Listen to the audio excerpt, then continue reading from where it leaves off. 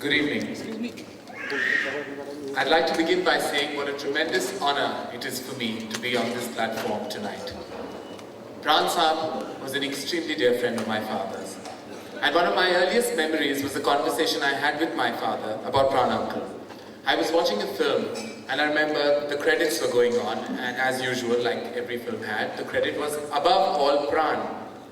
And I remember asking my father, I said, Papa, why does this always happen like this? Why does it come above all Pran?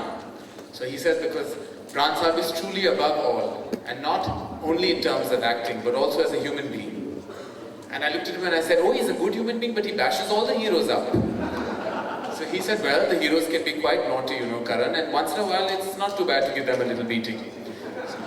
And he also turned around and told me that, do you know, Pran Sahib is also called the gentleman villain in the film fraternity, very affectionately by all the members of the film fraternity. Many decades, not only of brilliant acting, brilliant performance, of brilliance as a status as a star, superstardom, but I also see many, many decades of tremendous goodwill.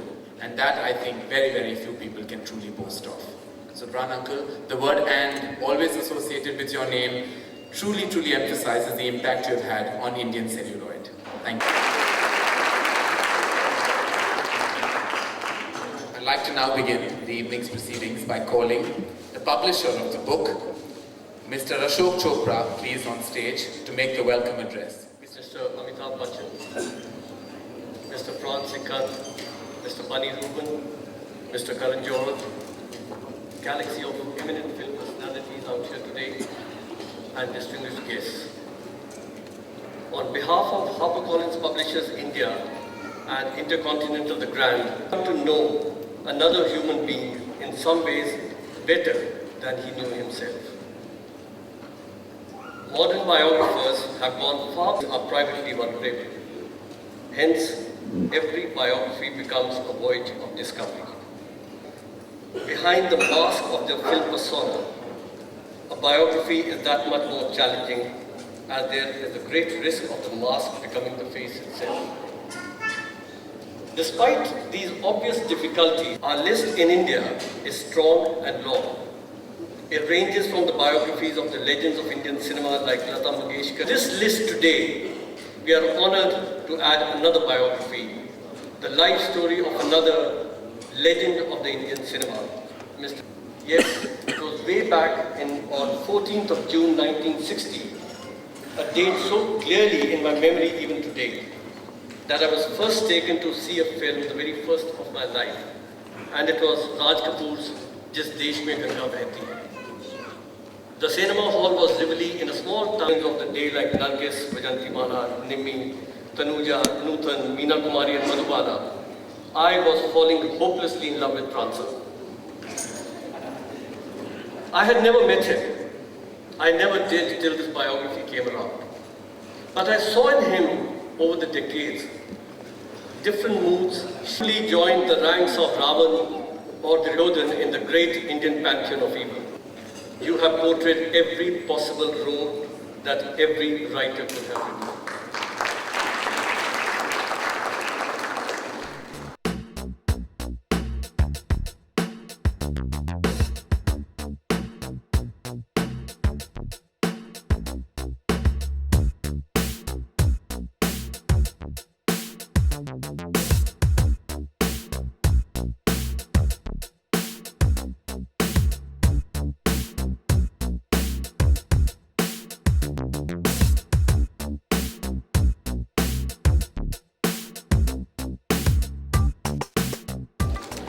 The early 70s saw a lot of upheaval in the scenario of Hindi cinema. The old order stood well. It was the birth of the angry young man phenomenon. But Pran Sahib was not going to be a passive bystander to this change. He was not that kind of a man. He molded himself to the new system and in fact was an extreme support or as a tremendous foil.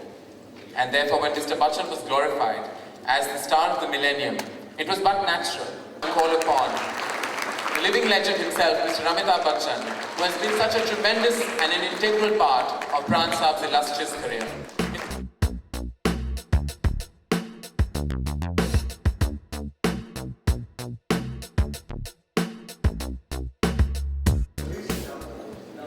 Ladies and gentlemen, may I now request Mr. Amitabh Bachchan to release the biography, please.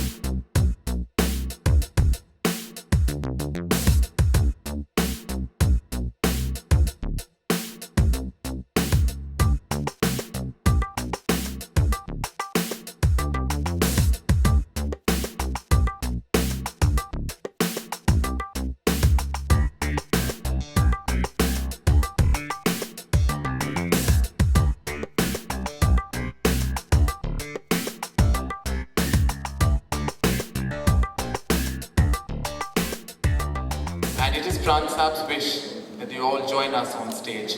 Could I please request Dara Singh ji, Tanuja ji, Nimmi ji, Kamini Kaushal ji, Mr. Prem Chopra, Mr. Shatrughan Sinha, all members of the acting fraternity who have been a part